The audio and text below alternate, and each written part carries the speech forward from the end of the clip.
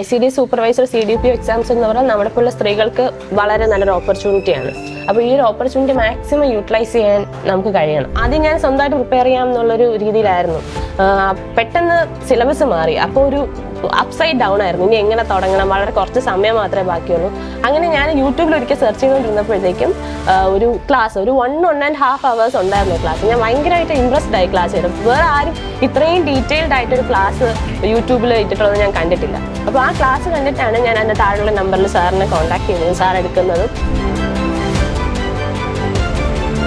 Day and night ഇരുന്ന് class കേൾക്കുകയായിരുന്നു. Class നോട്ട്സും വളരെ ഡീറ്റെയിൽഡ് നോട്ട്സാണ്. അതുപോലെ ഓരോ ക്ലാസ് കഴിഞ്ഞ് കൃത്യമായിട്ട് അതിന്റെ എക്സാം, അതിനുശേഷം weekly exams, monthly exams, mock ടെസ്റ്റുകൾ, എക്സാം. ആ സമയത്ത് നീ വീക്ക്ലി ഫസ്റ്റ് അടിക്കുമായിരുന്നു. ഞാൻ പതിയെ ചുരുങ്ങിയ സമയത്തിനുള്ളിൽ നമ്മൾ എത്ര ഫോക്കസ്ഡ് ആയിട്ട് നമ്മൾ പഠിക്കുന്നു, നമ്മൾ എത്ര ഇൻഡെപ്ത് ആയിട്ട് പോകുന്നു എന്നുള്ളതാണ് ഡിപ്പെൻഡ് ചെയ്യുന്നത്. പറ്റുന്ന അത്രയും വളരെ വൃത്തിക്ക് പഠിക്കുക എന്നുള്ളതാണ്.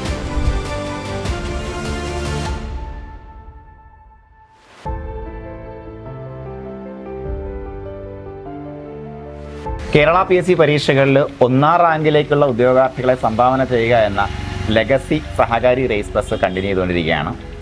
അപ്പോൾ നിലവിൽ വളരെ സ്പെഷ്യലായിട്ടുള്ള ഒരാളാണ് നമ്മുടെ കൂടെ ഉള്ളത്. മിസ് വിജയലക്ഷ്മിയാണ് നമ്മളോടൊപ്പം ഉള്ളത്.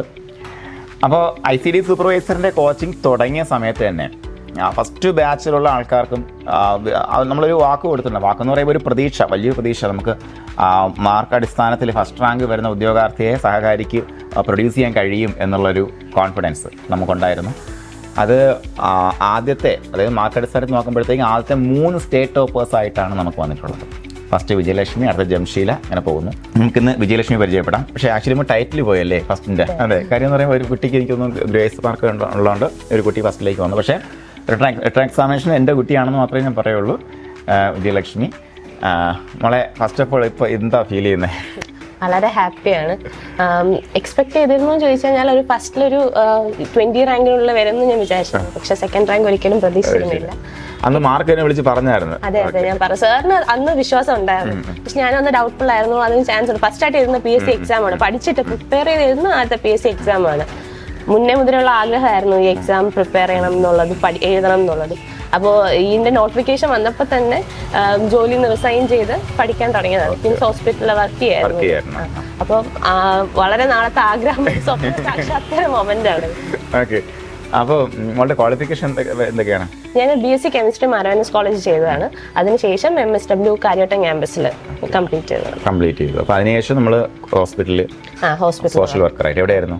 ഞാൻ ആദ്യം നിയോജന ഹോം കെയർ എന്നൊരു സ്ഥലത്താണ് ജോലി ചെയ്തിരുന്നത്. അതിനുശേഷം പിന്നെ കൗൺസിലറായിട്ട് കിംസ് ഹോസ്പിറ്റലിൽ വർക്ക് ചെയ്തു. അപ്പോൾ നോട്ടിഫിക്കേഷൻ വരുമ്പോഴത്തേക്ക് നമ്മളെ സേഫ് സോൺ അങ്ങ് പൊട്ടിക്കാൻ തീരുമാനിച്ചത് വലിയൊരു തീരുമാനമായിരുന്നു. അത് ആരായിരുന്നു ആ തീരുമാനത്തിന് പിന്നിൽ ശരിക്കും? ഉറപ്പായിട്ട് വീട്ടുകാരുടെ ഒരു കോൺഫിഡൻസ് ഉണ്ടായിരുന്നു. അതായത് പഠിക്കാൻ വേണ്ടിയിട്ട് ഇറങ്ങിക്കോളൂ, ബാക്കി അച്ഛനും അമ്മ, അതുപോലെ ഹസ്ബൻഡ്, ചേച്ചി എല്ലാവരും ഉണ്ടായിരുന്നു. പില്ലേഴ്സ് ഓഫ് സ്ട്രെങ്ത് എന്ന് പറയുന്നത്. ഓക്കെ, അപ്പോൾ ഒരു വനിതയാവട്ടെ പുരുഷനാവട്ടെ, ഓരോരുത്തരുടെയും വിജയത്തിൻ്റെ പിന്നിൽ ഒരുപാട് പേരുടെ എഫേർട്ട് ഉറപ്പായിട്ടും ഉണ്ടാകും. അതിനകത്ത് ഓരോരുത്തരെയും പേര് എടുത്ത് മെൻഷൻ ചെയ്യണം. ആരൊക്കെയാണ് പ്രധാനപ്പെട്ട പില്ലേഴ്സ്? ഹസ്ബൻഡിന്റെ പേര് നവീൻ എന്നാണ്. ആള് എയർഫോഴ്സിൽ വർക്ക് ചെയ്യാണ്. അച്ഛൻ വിജയൻ നായർ, അമ്മ അനിതാകുമാരി, ചേച്ചി വിജയസൂര്യ. ഓക്കെ, അപ്പോൾ മോളെ ആക്ച്വലി മോള് നമ്മളെ സഹകാരിയെ പറ്റി എങ്ങനെയാണ് അറിയുന്നത്? ഞാൻ വളരെ യാദൃച്ഛികമായിട്ട് കം അക്രോസ് ചെയ്തതാണ്. കാര്യം ആദ്യം ഞാൻ സ്വന്തമായിട്ട് പ്രിപ്പയർ ചെയ്യാം എന്നുള്ളൊരു രീതിയിലായിരുന്നു. പെട്ടെന്ന് സിലബസ് മാറി, അപ്പോൾ ഒരു അപ്സൈഡ് ഡൗൺ ആയിരുന്നു. ഇനി എങ്ങനെ തുടങ്ങണം, വളരെ കുറച്ച് സമയം മാത്രമേ ബാക്കിയുള്ളൂ. അങ്ങനെ ഞാൻ യൂട്യൂബിൽ ഒരിക്കൽ സെർച്ച് ചെയ്തുകൊണ്ടിരുന്നപ്പോഴത്തേക്കും ഒരു ക്ലാസ്, ഒരു 1.5 hours ഉണ്ടായിരുന്നു ക്ലാസ്. ഞാൻ ഭയങ്കരമായിട്ട് ഇംപ്രസ്ഡ് ആയി ക്ലാസ് ചെയ്തു. വേറെ ആരും ഇത്രയും ഡീറ്റെയിൽഡ് ആയിട്ടൊരു ക്ലാസ് യൂട്യൂബിൽ ഇട്ടിട്ടുള്ളത് ഞാൻ കണ്ടിട്ടില്ല. അപ്പോൾ ആ ക്ലാസ് കണ്ടിട്ടാണ് ഞാൻ അതിൻ്റെ താഴെയുള്ള നമ്പറിൽ സാറിനെ കോൺടാക്ട് ചെയ്യുന്നതും, സാർ എടുക്കുന്നതും. ഉടൻ തന്നെ ഞാൻ ജോയിൻ ചെയ്ത് ഞാൻ ജോയിൻ ചെയ്യുന്നതിന് ഒരുപാട് ക്ലാസ്സസ് ഇട്ടിട്ടുണ്ടായിരുന്നു. അപ്പോൾ ഞാൻ വളരെ ഇത്രയും ഡീറ്റെയിൽഡ് ആയിട്ട് ക്ലാസ്സസ് ഉള്ള രീതിയിൽ ഞാൻ വളരെ ഇൻട്രസ്റ്റഡ് ആയിട്ടാണ് സ്റ്റാർട്ട് ചെയ്തത്. ഒരുപാട് ക്ലാസ് എനിക്ക് കേൾക്കാനുണ്ടായിരുന്നു. ആ സമയത്ത് തന്നെ ഞാൻ ജോയിൻ ചെയ്ത് കുറച്ച് വൈകി പോയിട്ടുണ്ടായിരുന്നു. ഒരുപാട് ക്ലാസ്സസ് ക്യാച്ചപ്പ് ചെയ്യാനുണ്ടായിരുന്നു. ഡേ ആൻഡ് നൈറ്റ് ഇരുന്ന് ക്ലാസ് കേൾക്കുകയായിരുന്നു. ക്ലാസ് നോട്ട്സും വളരെ ഡീറ്റെയിൽഡ് നോട്ട്സ് ആണ്. അതുപോലെ ഓരോ ക്ലാസ് കഴിഞ്ഞ് കൃത്യമായിട്ട് അതിന്റെ എക്സാം, അതിനുശേഷം weekly exams, monthly exams, mock ടെസ്റ്റുകൾ, എക്സാം. ആ സമയത്ത് നീ വീക്ക്ലി ഫസ്റ്റ് അടിക്കുമായിരുന്നു. ഞാൻ പതിയെ അതാണ് ഞാൻ പറഞ്ഞത്. ആ സമയത്ത് ഫസ്റ്റ് അടിക്കുന്ന കുട്ടികളുണ്ട് അല്ലേ, വീക്കിലി ഫസ്റ്റ് നിരന്തരം ഫസ്റ്റ് അടിച്ചുകൊണ്ടിരിക്കുന്ന കുട്ടികളുണ്ട്. പക്ഷേ നിങ്ങളൊരു കാര്യം മനസ്സിലാക്കുക, നിങ്ങൾ ഡിറ്റർമിനേഷനോടെ ഇരിക്കുകയാണെന്നുണ്ടെങ്കിൽ അവസാനത്തെ ഒരു 3 മാസം ആത്മാർത്ഥമായിട്ട് എത്ര മണിക്ക് ഉറങ്ങുമായിരുന്നു? ഉറക്കമൊക്കെ ഓക്കെയാണ്, പക്ഷെ ലാസ്റ്റ് ആയപ്പോൾ കുറച്ച് കൂടുതൽ ഓവർ ടൈം ഇരിക്കാൻ തുടങ്ങി. ആദ്യമൊക്കെ ഓക്കെ, ഒരു പ്രോപ്പർ ഷെഡ്യൂൾ, കറക്റ്റ് ടൈമിന് ഉറങ്ങും, കറക്റ്റ് സമയത്ത് പഠിക്കും. അങ്ങനെ എനിക്ക് ജോലി റിസൈൻ ഉള്ളത് കൊണ്ട് തന്നെ സമയം ഉണ്ടായിരുന്നു പഠിക്കാൻ, കുഴപ്പമില്ലായിരുന്നു. ഒരുപാട് ഈ ICDS ബാച്ചിൽ ഞാനിപ്പോൾ ഓർക്കുന്ന കാര്യങ്ങൾ എന്ന് പറയുമ്പോൾ തുടക്കത്തിലേ വന്ന ആൾക്കാർ എക്സാം സ്ട്രെസ് മാത്രമല്ല പഠനത്തിൻ്റെ സ്ട്രെസ്സൊക്കെ ആയിട്ട് ഉറങ്ങാതെ പഠിച്ചിട്ട് ബാക്കിലോട്ട് പോയിട്ടുള്ള ആൾക്കാരുണ്ട്, ലിസ്റ്റ് വരാതെ പോയ ആൾക്കാരുണ്ട്. അപ്പോൾ നിങ്ങൾ മനസ്സിലാക്കുക, നമ്മുടെ പ്രോപ്പർ ബ്രെയിൻ ഫങ്ഷന് ഏറ്റവും അത്യാവശ്യം നമ്മുടെ സ്ലീപ്പും റിക്കവറിയാണ്. അപ്പോൾ അത് ആദ്യ റാങ്കുകൾ വാങ്ങുന്ന ആൾക്കാർ ഒരുപാടൊന്നും അങ്ങോട്ട് ഉറക്കം ഇളയ്ക്കാറില്ല എന്നുള്ള കാര്യമായിട്ട് നിങ്ങൾ മനസ്സിലാക്കുക. ഉറക്കം ഇളച്ചോളൂ നിങ്ങൾ, പക്ഷേ അതിനകത്ത് കൃത്യമായിട്ട് നിങ്ങൾ റിക്കവറി ആയി വന്നാലേ നമ്മുടെ ബ്രെയിൻ ഫങ്ഷൻ ചെയ്യുള്ളൂ അല്ലേ. ലൈക്ക് നമ്മുടെ ഒരു എല്ലാ മസിൽസും പോലെയാണ് ബ്രെയിനും, അതിനും ക്ഷീണമുണ്ട്, അതിനും തിരിച്ചു വരാനുള്ള സമയം ആവശ്യമാണ്. അപ്പോൾ അത് വളരെ ഇമ്പോർട്ടൻ്റ് ഫാക്ടറാണ്. അപ്പോൾ നമ്മുടെ ഫസ്റ്റ് റാങ്ക് വാങ്ങുക എന്ന് പറയുമ്പോഴത്തേക്കും നോട്ട് ഓൺലി നമ്മൾ പഠനം മാത്രമല്ല അല്ലേ, പരീക്ഷാ ഹാളിൽ എങ്ങനെ നമ്മൾ ആ ഒരു വെൽ കമ്പോസ്ഡ് ആയിട്ട് ഇരിക്കുക, അതുപോലെ ഏത് ചോദ്യം എഴുതണം, ഏത് എഴുതാൻ പാടില്ല, എത്ര എണ്ണം എഴുതണം, ഇതെല്ലാം വെൽ കാൽക്കുലേറ്റഡ് ആയിട്ട് PSCയുടെ മൈൻഡ് ഗെയിംസിനെ അതിജീവിച്ചാൽ മാത്രമേ നമുക്ക് എന്ത് ചെയ്യാൻ പറ്റത്തുള്ളൂ, നമുക്ക് 1ാം റാങ്കിലേക്ക് എത്താൻ പറ്റത്തുള്ളൂ. അപ്പോൾ അത്തരത്തിൽ എന്തെങ്കിലും സ്ട്രാറ്റജി നമുക്ക് തലേദിവസം ലൈവ് ഉണ്ടായിരുന്നല്ലേ, തലേക്കുന്ന ദിവസം ലൈവ് ഉണ്ടായിരുന്നു. അപ്പോൾ നിനക്ക് എന്തെങ്കിലും സ്ട്രാറ്റജി ഉണ്ടായിരുന്നോ? ഒരു ഫൈനൽ മൊമെന്റ് പ്രിപ്പറേഷൻ എന്ന് പറയുന്നത് വളരെ ഇമ്പോർട്ടൻ്റ് ആണ്. അതായത് നമ്മൾ അവസാനം പുതിയ പോർഷൻസ് എടുത്ത് സ്ട്രെസ് എടുക്കാതിരിക്കുക. നമ്പർ 1. അതുപോലെ തന്നെ നമ്മൾ പഠിച്ച പോർഷൻസ് കൃത്യമായിട്ട് റിവിഷൻ ചെയ്യുക.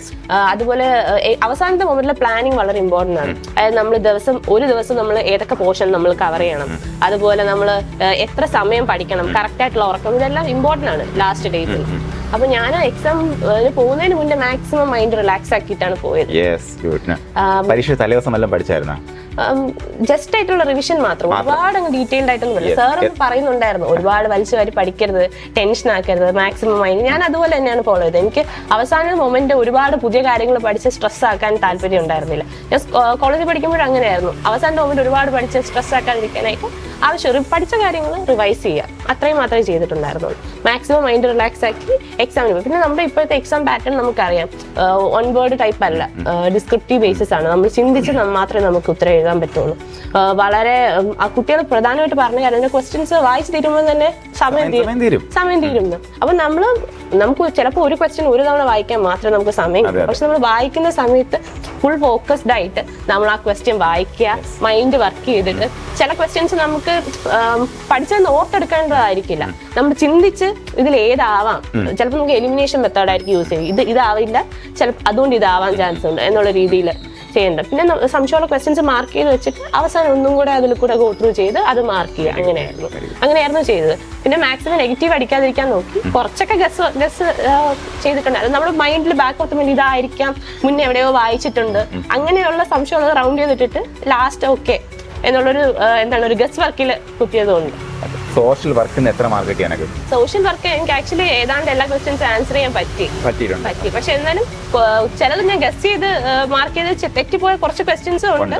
ഇപ്പൊ വിജയലക്ഷ്മി പറഞ്ഞ ഇത്രയും കാര്യങ്ങൾ അതിൽ ഏറ്റവും പ്രധാനമായിട്ട് നിങ്ങൾ ശ്രദ്ധിക്കേണ്ടത്, PSC കളിക്കുന്നത് മൈൻഡ് ഗെയിമാണ്.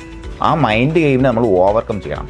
അപ്പോൾ അതിൽ നമ്മളെപ്പോഴും പറയുന്ന കാര്യമാണ് അവസാന നിമിഷം കൊണ്ടിട്ട് കുളമാക്കരുത് എന്നുള്ള കാര്യം. നമ്മളെ മൈൻഡിൻ്റെ കമ്പോസ്റ്റർ കുളമാക്കരുത്. അവിടെ 1ാം റാങ്ക് വാങ്ങുന്ന ആൾക്കാരുടെ ഒരു സ്ട്രാറ്റജി നിങ്ങൾ മനസ്സിലാക്കുക. അവസാന നിമിഷം ഇനി ഒരു 10 മാർക്കിന് പഠിക്കാനുണ്ട്, ലീവ് ഇറ്റ്. അത് വിടാനുള്ള മനസ്സുണ്ടാവണം അല്ലേ. അത് വിടാനുള്ളൊരു മാനസികമായിട്ടുള്ളൊരു ബലം നിങ്ങൾക്ക് വരുമ്പോൾ തന്നെ നിങ്ങൾ പരീക്ഷയെ വിജയിച്ചു എന്നുള്ളതാണ്. എൻ്റെ ഭ്രമയുഗം സിനിമ എടുത്തപ്പോഴത്തേക്കും അത് ബ്ലാക്ക് ആൻഡ് വൈറ്റ് ആക്കാൻ വേണ്ടി തീരുമാനം ആ ഡയറക്ടർ എടുത്തപ്പോഴേ പടം വിജയിച്ചു. അതുപോലെയാണ് ഈ ഒരു തീരുമാനം എന്ന് പറയുമ്പോഴത്തേക്കും ഇനി 10 മാർക്ക് കവർ ചെയ്യാനുണ്ട്, വേണ്ട എനിക്ക് 90 മതി. 90 വേണ്ടല്ലോ, നമുക്ക് ഫസ്റ്റ് റാങ്ക് വേണം, 90 വേണ്ട. ആ 10 മാർക്ക് പഠിക്കാനുള്ള കാര്യങ്ങളും ആ ടൈം കൂടെ ബാക്കിയുള്ള കാര്യങ്ങൾ റിവൈസ് ചെയ്ത് ഉറപ്പിക്കാൻ വേണ്ടി നമ്മുടെ വിജയികളാകുന്ന ആൾക്കാർ തീരുമാനിക്കുന്നുള്ളതാണ്. ഇത് പലപ്പോഴും നമ്മൾ പരീക്ഷ തലയ്ക്കുന്ന ദിവസം അല്ലെങ്കിൽ ഒരാഴ്ച മുന്നേക്കുള്ള ലൈവിൽ പറയാറുള്ള കാര്യങ്ങളാണ്. പക്ഷെ നമ്മളെ മനസ്സ് കേൾക്കില്ല അല്ലേ, മനസ്സ് കേട്ടില്ല എന്നുണ്ടെങ്കിൽ നമ്മൾ അവിടെ സ്ട്രെസ്ഡ് ആവും, ഒപ്പം സ്ട്രെസ്ഡ് ആവും. അപ്പോൾ ആ സ്ട്രെസ്സിനെ കുറച്ച് വയ്ക്കുക. അതാണ് ഞാൻ 1ാമത്തെ പോയിന്റ് എണ്ണിയത്. പിന്നെ കുറേ പോയിന്റ്സ് വിജയലക്ഷ്മി പറഞ്ഞു, ഇതൊന്ന് സബ്സ്റ്റാൻഷിയേറ്റ് ചെയ്യണമെന്നുണ്ടായിരുന്നു. അപ്പോൾ നിങ്ങൾക്ക് സംബന്ധിച്ച് 1ാം റാങ്ക് വാങ്ങിയ ആൾക്കാരുടെ കഥകൾ നിങ്ങൾ ഉറപ്പായിട്ടും കേൾക്കുക. അവരുടെ മനഃശക്തി നിങ്ങൾ കൊണ്ടുവരിക, അതൊക്കെയാണ് എപ്പോഴും മത്സര പരീക്ഷാ വിജയത്തിൽ നിങ്ങളെ മുന്നോട്ട് നയിക്കുന്നത്. ഇനി വരുന്ന ICD സൂപ്പർവൈസറിന് പ്രിപ്പയർ ചെയ്യുന്ന ആൾക്കാരുണ്ട്, CDPIക്ക് വേണ്ടി പ്രിപ്പയർ ചെയ്യുന്ന ആൾക്കാരുണ്ട്, അവർക്ക് വേണ്ടി കൊടുക്കാനുള്ള മെസ്സേജ് എന്താണ്? ICD സൂപ്പർവൈസർ CDPO എക്സാംസ് എന്ന് പറഞ്ഞാൽ നമ്മുടെ പോലുള്ള സ്ത്രീകൾക്ക് വളരെ നല്ലൊരു ഓപ്പർച്യൂണിറ്റിയാണ്. അപ്പോൾ ഈ ഒരു ഓപ്പർച്യൂണിറ്റി മാക്സിമം യൂട്ടിലൈസ് ചെയ്യാൻ നമുക്ക് കഴിയണം.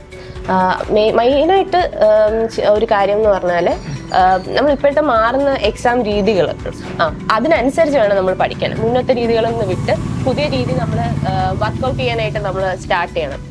അതിന് വേണ്ടിയിട്ട് ഇപ്പോൾ ഉള്ള എക്സാംസിൻ്റെ ക്വസ്റ്റ്യൻ പേപ്പേഴ്സ് വർക്കൗട്ട് ചെയ്യണം. പിന്നെ നമുക്ക് നല്ലൊരു ഗൈഡൻസിന് വേണ്ടി നല്ലൊരു കോച്ചിങ് സെൻറ്ററിൻ്റെ സഹായം എടുക്കുന്നത് വളരെ അത്യാവശ്യമുള്ള കാര്യമാണ്. കാര്യം എല്ലാ ലോഡും നമുക്ക് സ്വന്തമായിട്ട് എടുക്കുക എപ്പോഴും നടക്കുന്ന കാര്യമല്ല. നോട്ട്സ് നമുക്ക് കിട്ടാനും അതുപോലെ ഏത് രീതിയിലായിരിക്കും എക്സാംസിന് ക്വസ്റ്റ്യൻസ് വരിക എന്നുള്ളത് മനസ്സിലാക്കാനൊക്കെ വേണ്ടി നല്ലൊരു കോച്ചിങ് സെൻറ്റർ ഹെൽപ്പ് എടുക്കുന്നത് നല്ലതാണ്. നമ്മളത് അത് ചെയ്യുക. അതുപോലെ തന്നെ നമ്മൾ മാക്സിമം എന്താണ് കോൺഫിഡൻ്റ് ആയിട്ട് ഈ എക്സാമിന് അപ്രോച്ച് ചെയ്യുക.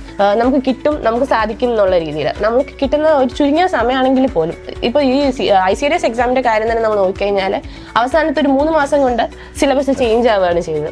ആ ഒരു ചുരുങ്ങിയ സമയത്തിനുള്ളിൽ നമ്മൾ എത്ര ഫോക്കസ്ഡ് ആയിട്ട് നമ്മൾ പഠിക്കുന്നു, നമ്മൾ എത്ര ഇൻഡെപ്ത് ആയിട്ട് പോകുന്നു എന്നുള്ളതാണ് ഡിപ്പെൻഡ് ചെയ്യുന്നത്. പറ്റുന്ന അത്രയും വളരെ വൃത്തിക്ക് പഠിക്കുക എന്നുള്ളതാണ്. അതാണ് എനിക്ക് പറയാനുള്ളത്.